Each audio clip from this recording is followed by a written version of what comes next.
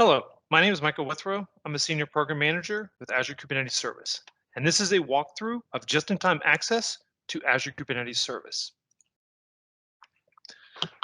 So with integrating just-in-time access, it is no longer required to give all of your administrators a full-time access to your Kubernetes resources. Now, leveraging that just-in-time integration with your Azure Kubernetes cluster, you can provide administrators as needed access to cluster resources. So in the demo I'm getting ready to do, I'm going to walk everybody through all the required resources to set up the integration. Then I'll simulate a user who's needing access to an AKS cluster, submitting a just-in-time request to add that user to the required group, and then through that group initiation, that user will be able to log on. And with that, I will get into the demo. So if you look from a required resources perspective, the starting point is around Active Directory itself. The key is that the license should at least be at a P1 level so that you can leverage the just-in-time access capabilities. From there, you can start to build out groups that are tied into that just-in-time access capability. And you'll see here that on this group itself, that this Azure AD roles can be assigned to the group is clicked yes. That's the key integration point. You'll also notice that I look at that group that essentially there's no members associated with it. So just to kind of walk you through, I could go through and build a new group and notice that I would want to click that to be yes, to basically set that up.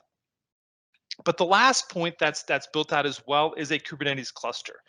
The key is that this cluster is AD enabled, and it's pulled that group into the configuration.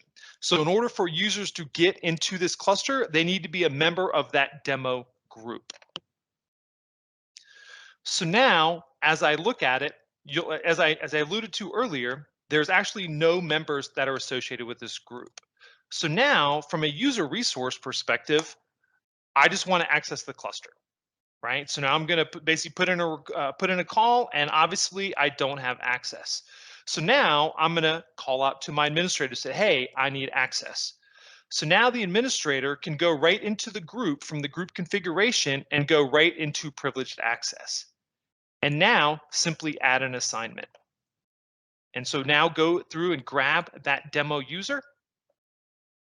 Sorry, that I called out here from a capability.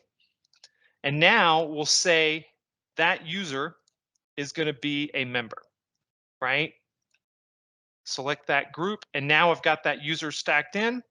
Now this is the JIT call itself. So I'm going to make that user as active and say admin access for node maintenance. Could be pod maintenance, whatever it is, right?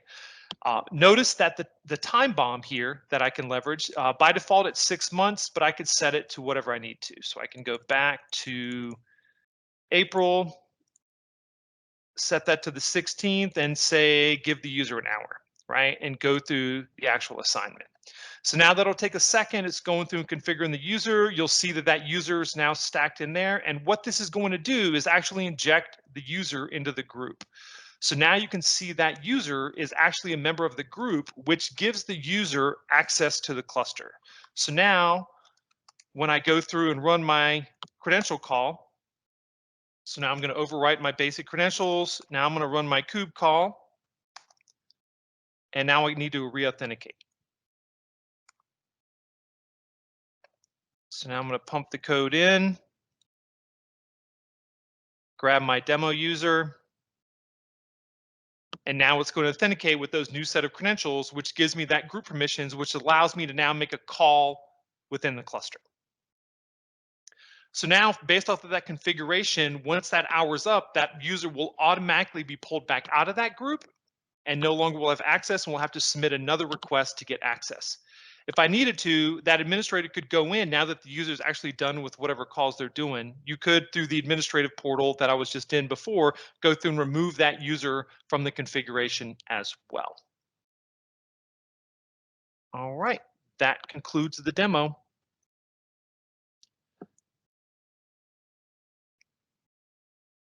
So now,